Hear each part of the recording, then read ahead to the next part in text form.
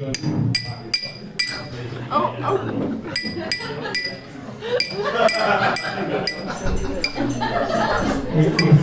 a bishop obviously on standby at the ceremony today.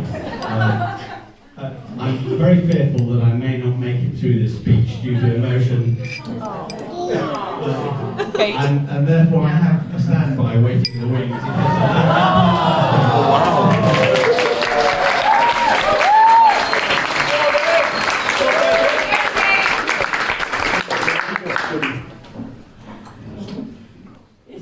What an amazing day. I wrote those words down in my speech, but it has exceeded all Katie and my expectations, I think that's safe to say. It's been fantastic. And that's really down to all of you. Many of you have travelled some distance, and you've made this a completely joyful occasion. So thank you so much from the bottom of our hearts for being here.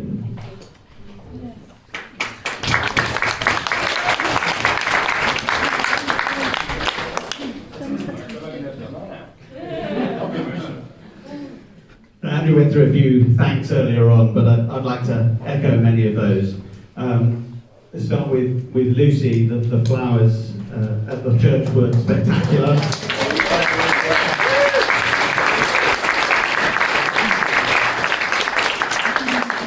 And of course the bouquets, the tables, and so on and so on. Ably assisted by several others, including Dawn and Sue, putting Dawn.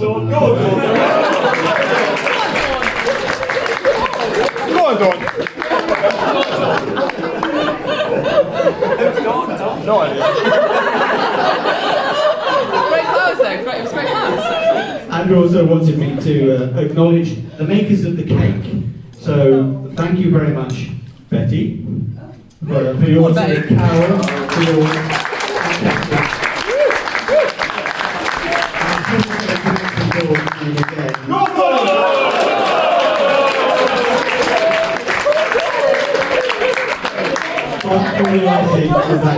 Dance for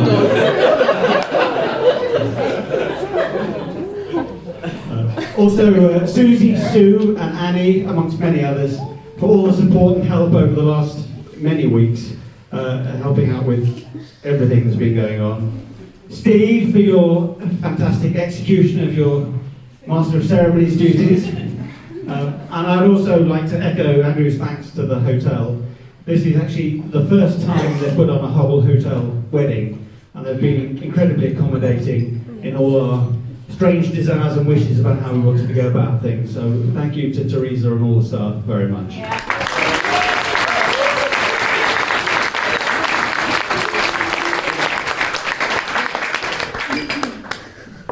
Of course, it hasn't been possible for everyone to be here, most notably amongst the absences. Andrew's Uncle Jeff and Aunt Jean have been unable to make it from Australia. And also whilst Gemma and Steve have been fantastic bridesmaid and bridesman, Amy had hoped that another of her great friends, Georgia, would complete the trio, but she's been unable to make it from American Samoa, and they are all greatly missed. Also, would Amy's granny have loved today, for those who knew her? I'm sure she's been looking down in tears of pride and laughter all day long. So could I please ask you, firstly, to raise your glasses to absent friends.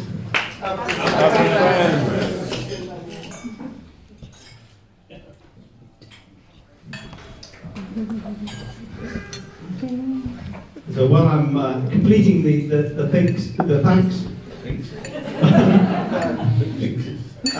could I just mention the wishes board, which is outside. There's a picture that's been drawn by Katie, and we'd like as many people to sign with thoughts and wishes for the happy couple as possible. So far, only Auntie Mary has scored a gold star.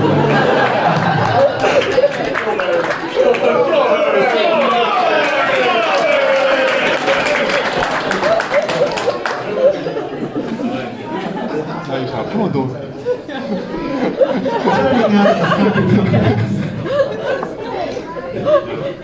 I have a couple of slight misquotes for you this evening. The first for Amy, I feel Winnie the Pooh has ever summed up my feelings most eloquently when he said, "As soon as I saw you, I knew that an adventure was going to happen." And what an adventure it's been. Amy has always been her own person, quite literally from the day she was born. She emerged into this world covered by a fine layer of thin black hair, looking so much like a monkey that the obstetrician held her up to see if she would swing from the curtain rail.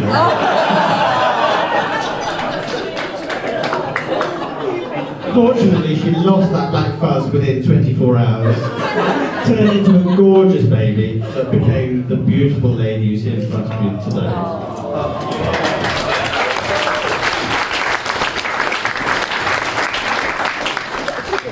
However, I mentioned she's always been her own person.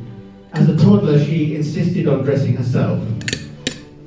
Unfortunately, there was a large storage cupboard in her room, and she would dive into the cupboard when it was morning time and see what she could find for that day. There was one famous occasion she emerged wearing Paddington Bear's Wellington boots, my swimming mask and a snorkel. That, with her nappy and vest, was her outfit for the day. That was 3 years ago. Because she was always incredibly stubborn as well, such as the day she insisted on not putting on her shoes. She didn't want to put her shoes on going to school, despite the fact it was snowing outside, and so went to school in just her socks.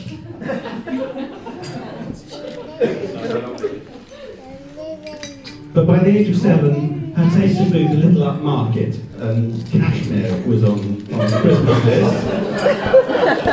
I'm very sorry, Andrew, but those expensive tastes run quite deep in Perhaps more encouraging, though, is that as she's grown older, some of those traits have matured into fierce loyalty for her close family and friends. That's always been incredibly important to her. We've had the most amazing family times together, holidays, Christmases, special occasions. And I suppose family is best summed up in the memory when we told her, broke the news to her that she was going to have 2 twin brothers. And she said so excitedly, "I'm going to be a twiglet!"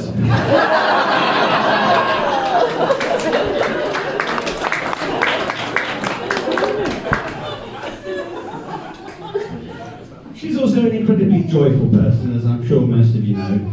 And she carries many people with her enthusiasm. Her brothers have suffered for that over the years.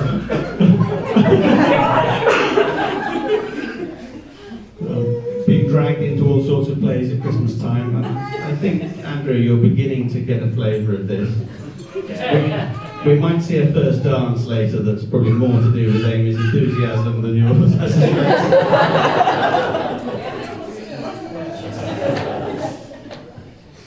But I'm sure with that enthusiasm and attitude to life, you'll make wonderful new memories together over the years to come. Another about Amy's traits is her love of animals. That's always been clear to all of us since she was tiny. She achieved a bucket list item by the age of 3 when she was invited to ride a cow, of all things. She has very happy memories of feeding the pet lambs and visiting the livestock market with her grandparents. And it was clear to all of us that her future would definitely lie working with animals. So, of course, when it came time to choose her university degree, she went to Norwich for environmental science, which had no animal content whatsoever. But a few years later, and much soul-searching, she completed another degree, this time an animal-related subject at Harper Adams. Did I mention that she could be expensive? And so started the business with the sheep. Amy and Andrew now have their own flock of about 130 sheep, I believe, something like that.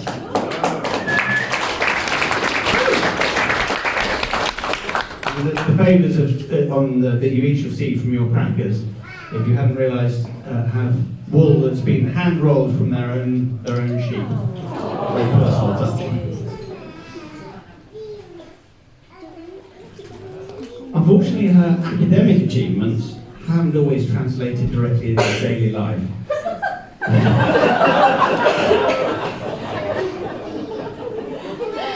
Early in her driving career, her geography didn't really help her a great deal.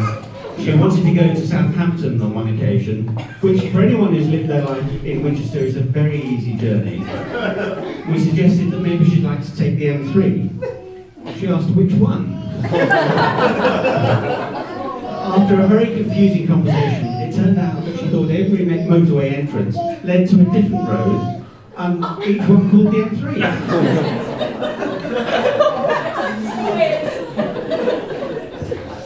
Another time, when she was on her summer intern job from Harper, she was working on a farm in Essex, corn carting. Somehow she managed to end up driving her tractor full of corn into the army barracks in Southampton.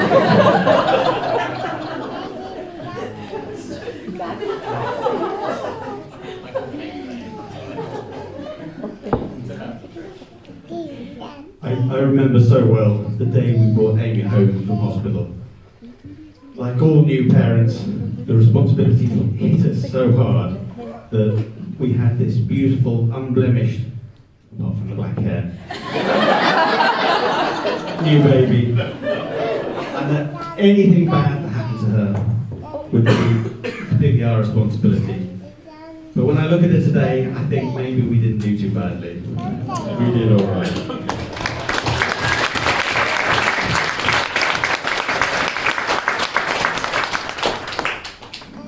It was only later that I was to realise that the father's true responsibility is to embarrass their children as much as possible at the opportunity. And I'm sure it comes as no small relief to realise that that particular responsibility probably comes to an end with this speech. However, I may have walked you down the aisle today and symbolically handed you over to Andrew, but you will always be my girl.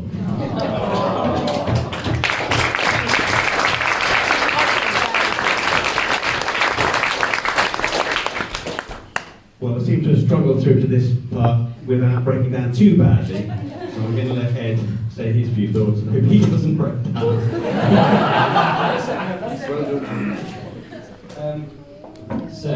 Well, I feel like I've modernised slightly in writing my speech on a phone.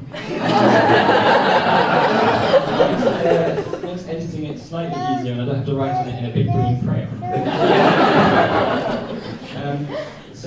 As Dad said, I originally wrote this as a backup speech. As a backup speech in case he got too emotional.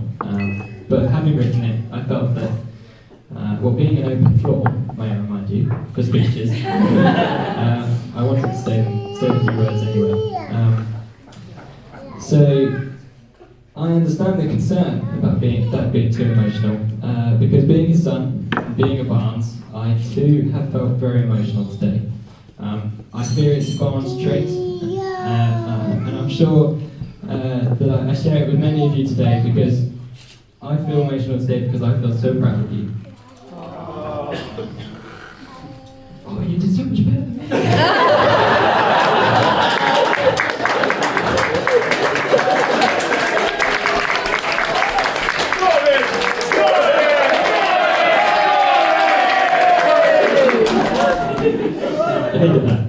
So,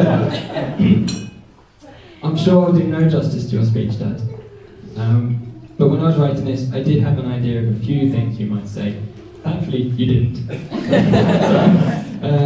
From shouting your ownership of your dad from the top of the stairs at Mum. At the age of 5, he's not yours, he's mine.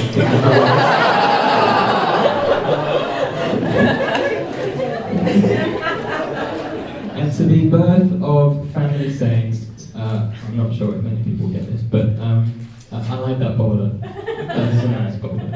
That's a stretch gag. That is a nice boulder.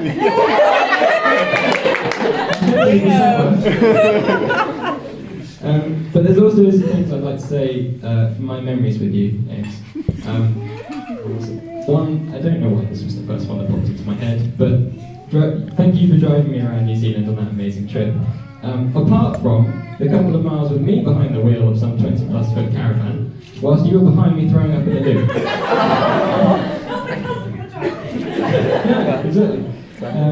And to the countless Christmas plays that said, hang on, I was meant to raise your glass here, but I forgot to strike it out. But thank you, Amy. You are an amazing sister, and it's been an emotional day. And I'm happy for you, as I'm sure everyone else is as well. So that brings me on to you, Andy. It's all good news, don't worry. The pride I mentioned earlier was due to the relationship blossomed from the muck of a sheep pen. Seeing how you cared and loved and supported my sister leaves me in no uncertainty of your feelings for each other. This is very good stuff. And if you can love someone who's regularly foot to hip, hand to shoulder in sheep muck, well then I don't know any test of your love that's going to fail. And I couldn't imagine a better brother-in-law.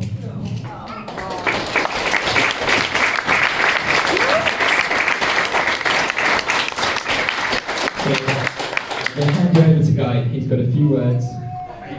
No. Here's to go.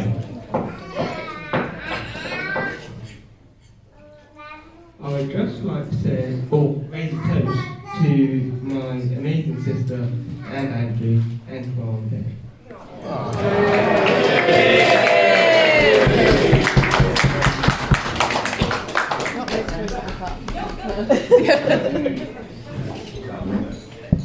So back to me. And on to Andrew from my perspective.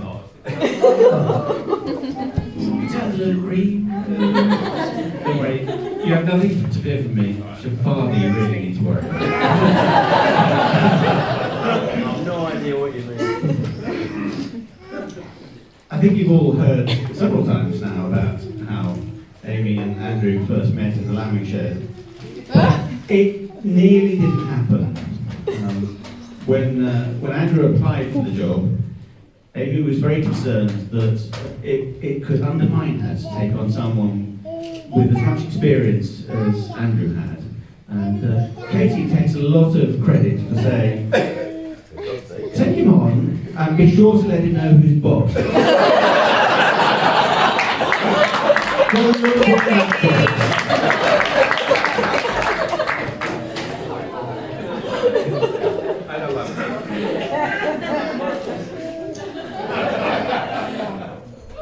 When Amy first brought Andrew home, we had a view, the stereotypical southerner view of the hard northerner. The first morning we had breakfast outside and he sat there shivering, complaining about how cold it was, muttering something about being nithered.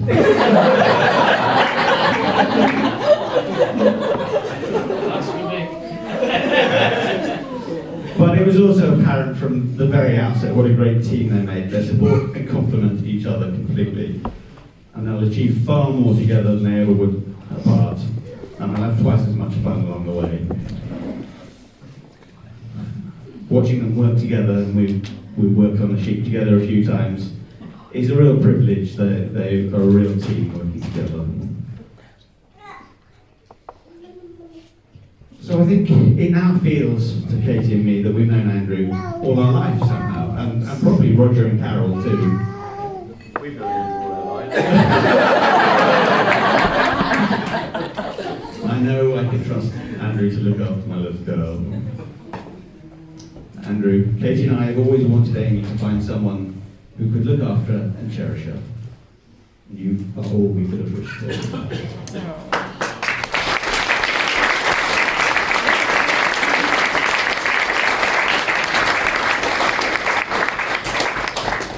It seems Mae West had it just about right, and I'm sure Carol would agree with this, when she almost said, a hard man is good to find.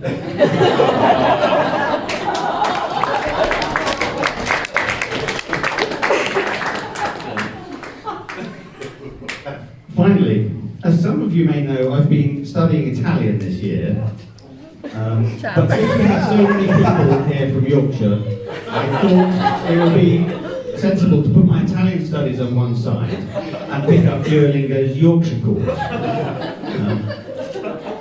Using these newfound skills, I will now summarise my entire speech in Yorkshire. Please bear with me since I'm still a little new to this. What I've discovered is that the Yorkshire language is very terse, but it does require a little bit of preamble at the beginning. So here we go. Now then, he's a real good un. That'll do.